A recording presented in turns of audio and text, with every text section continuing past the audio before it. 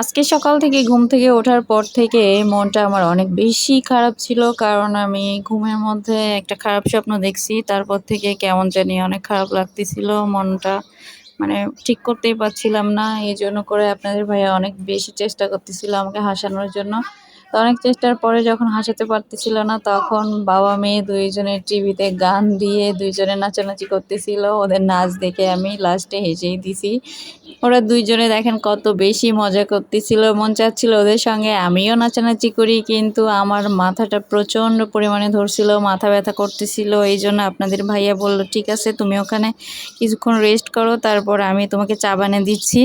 তো নাচানাচি শেষ হয়ে গেলে ও আবার আমার জন্য চা বানাইতে গেছে, গিয়ে কড়া লিকার দিয়ে চা বানিয়ে নিয়ে আসছে। চাটা খেয়ে আমার একদম মাথাটা ফ্রেশ হয়ে গেছে। আমার হাজবেন্ড কিন্তু অনেক বেশি কেয়ারিং, ও আমাকে সবসময় এভাবেই কেয়ার করে। এই জিনিসটা ওর আমার খুব ভালো লাগে।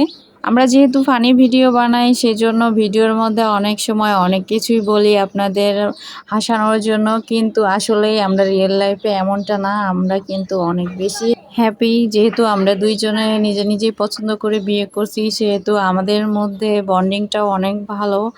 অনেকের আছে লাভ ম্যারেজ টিকে না, কিন্তু আমাদের মধ্যে এমনটা না। আমাদের মানে বিয়ের পর থেকে দুইজনের মনের মিলটা ঠিক আছে, এই জন্য করে যে কোনো ডিসিশন আমরা চিন্তা ভাবনা করে নিতে পারি, আমাদের কোনো সমস্যা হয় না। আর ও অনেক ভালো মনের মানুষ, ওর মতো মানুষ হয় না।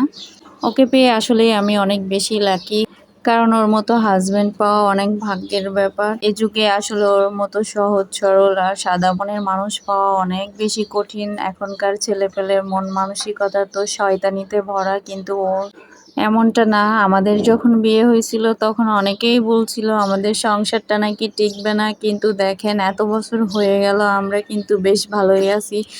আর আমাদের সংসারে কোনো ঝুট ঝামেলাও নেই, অশান্তিও নেই। দুইজনে আলহামদুলিল্লাহ অনেক সুখে শান্তিতে সংসার করতেছি। আপনারা সবাই দোয়া করবেন বাকি জীবনটা যেন এভাবেই দুইজনে কাটাই দিতে পারি। আমি নিঃসন্দেহ বলতে পারি ও নিশ্চয়ই ভালো একটা হাজবেন্ড আর ভালো বাবাও বটে, কারণ দেখতেই পাচ্ছেন ভিডিওতে ও মেয়েকে যেমন আনন্দ দেওয়ার চেষ্টা করে, আমাকেও সেরকম আনন্দ দেওয়ার চেষ্টা করে। অল টাইম হাসি খুশি রাখতে চেষ্টা করে। আমার মন গোমড়া দেখলে, মন খারাপ দেখলে ওর মাথাটা নষ্ট হয়ে যায়, তখন ওর টেনশনে পড়ে যায় যে আমাকে কিভাবে হাসানো যায়। যে কোনো উপায়ে যে কোনোভাবে ও আমাকে হাসাবেই। আর আরেকটা কথা বলে রাখি আপনাদের, সেটা হচ্ছে যে ও শুধু আমার হাজবেন্ডই না, ও আমার অনেক ভালো বেস্ট ফ্রেন্ড। কারণ ওর সঙ্গে আমি যে কোনো কথা শেয়ার করতে পারি। আমার কোনো বান্ধবী নেই, বন্ধু নেই, মানে তেমনটা কেউ নেই। আমার যে কোনো কথা ওর সঙ্গে আমি শেয়ার করি।